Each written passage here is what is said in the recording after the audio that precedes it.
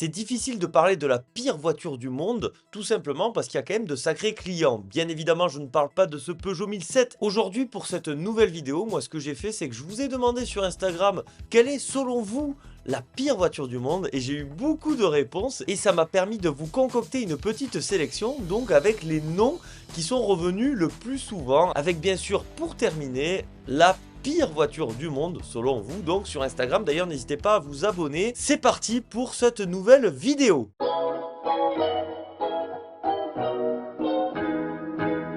Et on commence directement avec du lourd, la fameuse Rover City Rover. Vous n'avez pas entendu parler, ben c'est normal, hein.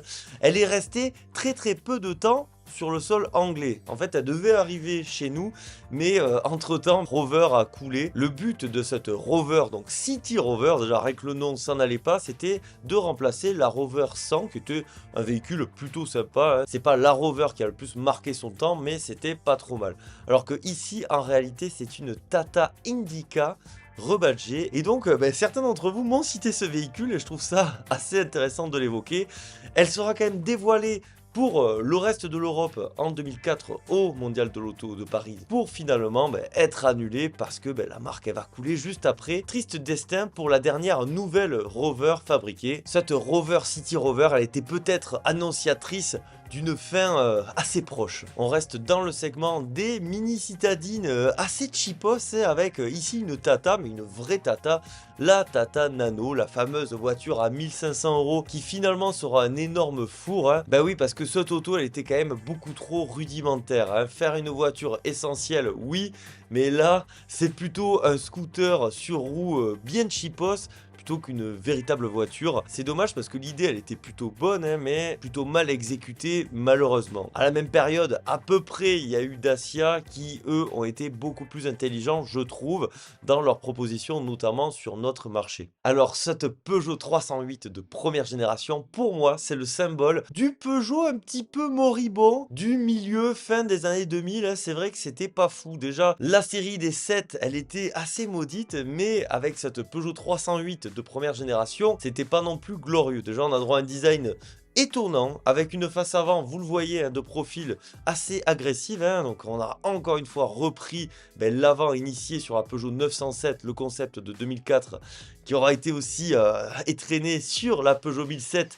Et d'ailleurs, c'était ce que j'aimais le moins, moi, sur la Peugeot 1007, cet avant là. En fait, il était très beau sur la 907, mais de le mettre partout, je sais pas si c'était la meilleure idée. On a quand même cette carrosserie un petit peu monovolume avec donc ce capot bas et plat, et puis ensuite le véhicule il va vraiment grossir là avec cet arrière qu'ils ont essayé quand même de rendre agressif, mais pour moi ça marche pas du tout. Cette face avant elle sera complètement reprise sur la Peugeot RCZ, hein, qui est sur un châssis de Peugeot 308 de première génération, avec un look arrière beaucoup plus sympa. Ça nous donnait une auto avec un style pour le coup très réussi. Mais là, pour moi, ça marchait pas. En plus de ça, on va avoir bien sûr les VTI, les THP, même la version GTI était catastrophique. Pas grand chose à garder si ce n'est son habitacle que je trouvais plutôt sympa. Et puis ses qualités dynamiques au-dessus de la moyenne, on reste quand même chez Peugeot.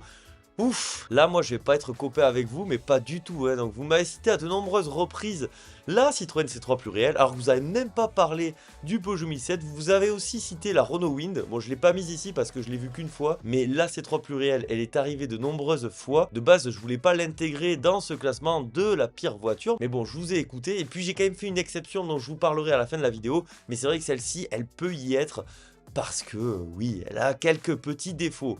On va parler de l'étanchéité du véhicule qui est pas optimale, le concept d'avoir une auto qui fait tout, mais qui finalement fait peut-être pas grand chose. En tout cas, elle le fait pas si bien que ça, avec les arches démontables. Après, on les met où? Mais bon, moi j'aime bien cette voiture parce qu'elle respire l'originalité. Elle a tenté quelque chose que personne d'autre n'a essayé, peut-être à juste titre d'ailleurs. Mais moi, cette auto, elle me fait penser aux vacances. Ça me donne trop envie de la prendre en orange, s'il vous plaît, de rouler complètement sans arche et puis de profiter, quoi. Mais c'est vrai que cette C3 Pluriel, c'était une proposition unique, un semi-échec commercial, mais un échec dans le cœur de beaucoup de passionnés. Mais moi je vous dis, un jour je l'aurai ce véhicule, et puis vous risquez de bien me vanner comme à l'époque du 1007. Là on commence à s'attaquer à quelque chose de véritablement sérieux, la Renault Fluence, mais en ZE s'il vous plaît. Donc vous avez été nombreux à me parler de la Fluence, mais vous avez été encore plus nombreux à me parler de la Fluence ZE. C'est vrai que ici, c'est un peu le combo démoniaque. Déjà la Fluence, bon, c'est la version à coffre de la Mégane 3. Mégane 3 qui était une très bonne voiture, même si esthétiquement c'était pas fou. Bon, avec la Fluence, c'est encore pire, mais alors cette version électrique, elle est fabuleuse. Moi, je la trouve pas si catastrophique que ça, parce qu'on garde quand même l'intérieur très réussi de la Mégane, on garde les trains roulants de la Mégane. Bon, après, c'est sûr que ici, c'est quand même beaucoup plus lourd, l'autonomie, elle est vraiment pas folle, hein. On est sur 150 km WLTP, mais il faut se dire aussi que cette voiture, elle a plus de 10 ans, hein, c'était les prémices.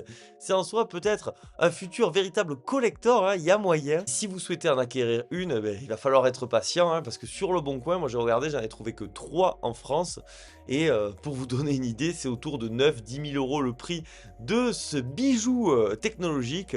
Bon, peut-être que je les mettrai pas quand même. Moi, c'est 10 000 € là-dedans. La Mercedes classe A W168, c'est un classique, hein, mais c'est bien de réviser ces classiques.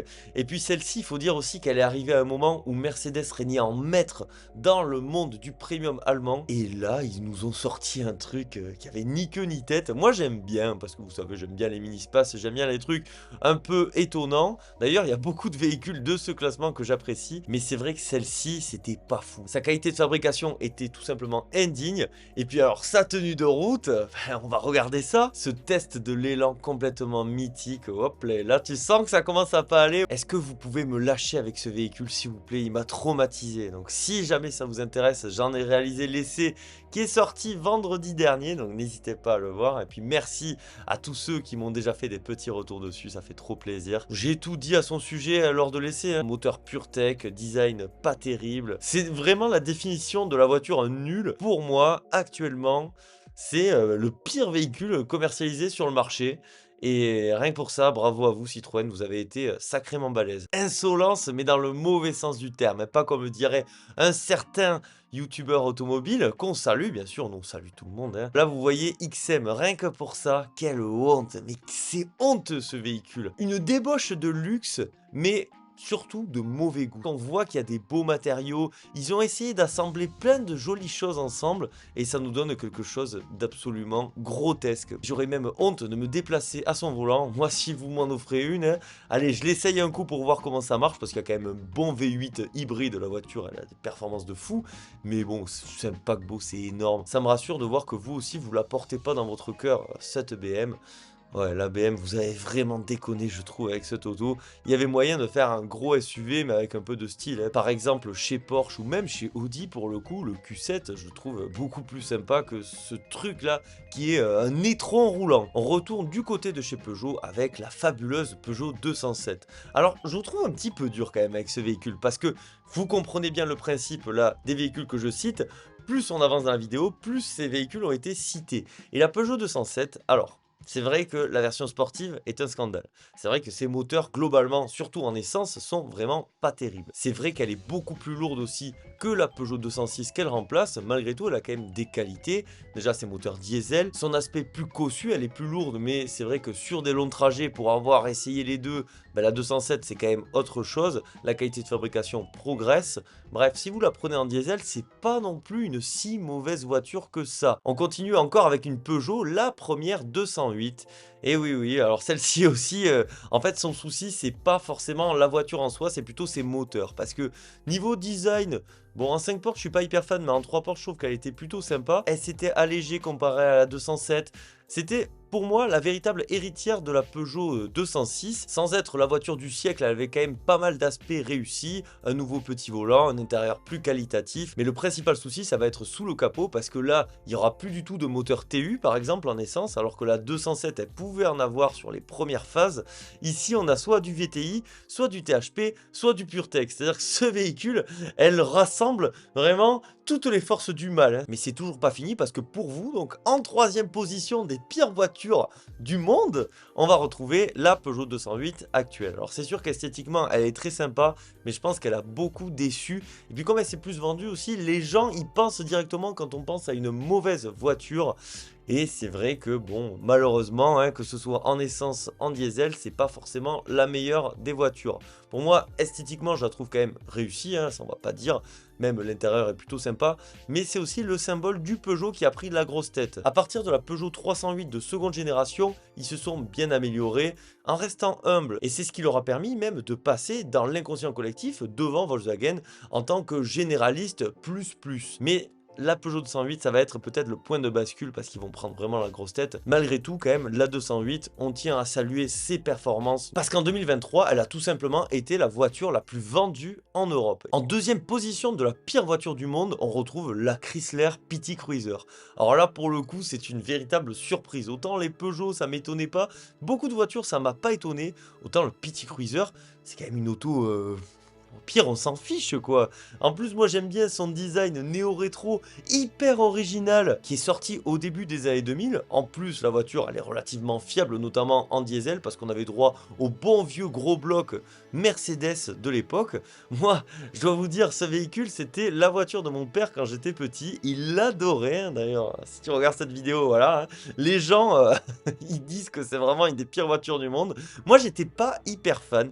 Malgré tout, j'appréciais son côté original. Mais vous n'avez pas l'air d'être d'accord avec, avec cet avis. Vous m'avez évoqué ce véhicule un nombre incalculable de fois. Et pour le coup, je trouve que c'est quand même un peu exagéré. Par contre, la première place du podium, elle n'est pas du tout exagérée. Et on va la regarder de suite. Attention, je fais durer le suspense. Allez, c'est parti. La Ford Pinto et non pas la Fiat Punto. Alors celle-ci, je pense que beaucoup d'entre vous ne la connaissent pas. Et c'est vrai que moi j'en avais déjà entendu parler, mais l'évocation de ce véhicule à de multiples reprises a été l'occasion pour moi de me rafraîchir la mémoire. Et ce véhicule, c'est un pur scandale de la part de Ford, quand même vendu à plus de 3 millions d'exemplaires alors que c'est une voiture mortelle. Un conseil, ne vous approchez pas trop d'elle. Et on va pas plus en parler que ça parce que la Ford Pinto, on va en parler plus en détail mardi prochain lors d'un tout nouveau Nostalcar. Ça fait très longtemps que je vous avais pas fait un épisode et ce véhicule il s'y prête pour moi à merveille. Je voulais quand même vous parler du Fiat Multipla parce que vous avez été aussi très nombreux à m'en parler, mais pour le coup, c'est pas une mauvaise voiture. Alors esthétiquement, c'est vrai qu'elle bouleverse le paysage automobile et pourtant, c'était une époque où il y avait vraiment des trucs assez originaux. En dehors de ça, le Fiat Multipla, c'est une véritable bonne voiture. C'est-à-dire que ses moteurs sont hyper solides. Moi, je suis allé à Naples en vacances il y a 2 ans, on était tombé sur un taxi, il en prenait pas soin. Je peux vous dire, un Napolitain, là, un gros fou, il avait un JTD, elle fumait dans tous les sens, mais elle avait 550 000 km. Et je peux vous dire que vu la tronche du Multipla, le propriétaire, il s'en occupait pas bien. Et pourtant, la voiture, elle était toujours là. Et c'est vrai que c'était une auto hyper bien conçue. En plus de ça, bon, 3 places à l'avant, 3 places à l'arrière. Ce véhicule-là que je vous montre, c'est la première version avant restylage, 3,99 m, moins de 4 mètres, alors qu'on a un espace à bord de malade mental. C'est pour moi une voiture hyper intelligente en tout point. Moi je trouve que c'est une super réussite ce Multipla et c'était mon joker pour ne pas l'intégrer dans ce classement des pires véhicules du monde. En plus, si jamais vous supportez pas ce look, ensuite il y a eu un petit restylage. Alors moi je préfère la version initiale, mais là on s'approche plus du Fiat Idea, on est beaucoup plus consensuel, on garde les qualités. Le véhicule s'agrandit un peu quand même, il prend 10 cm. D'ailleurs moi je pensais qu'il faisait toujours 4,09 m, c'est un atmophile qui m'avait fait part de ce petit détail. Salut à toi si jamais tu regardes la vidéo. Bref, mes chers atmophiles, cette vidéo se termine ici, j'espère qu'elle vous a plu. Si c'est le cas, vous pensez au like, à l'abonnement, c'est hyper important. N'hésitez pas à me dire dans l'espace des commentaires laquelle est pour vous la pire voiture du monde, si elle a été évoquée ou non d'ailleurs, ça serait hyper intéressant. Bon, vous savez, je vous lis toujours, je réponds à tous les commentaires. Un immense merci à tous ceux qui me soutiennent, que ce soit sur Patreon directement depuis YouTube. Malgré tout, le plus important, c'est pas ça. C'est quoi le plus important? C'est de prendre soin de soi, donc prenez soin de vous. C'était Atmo, je vous dis à la prochaine. Allez, bisous, ciao.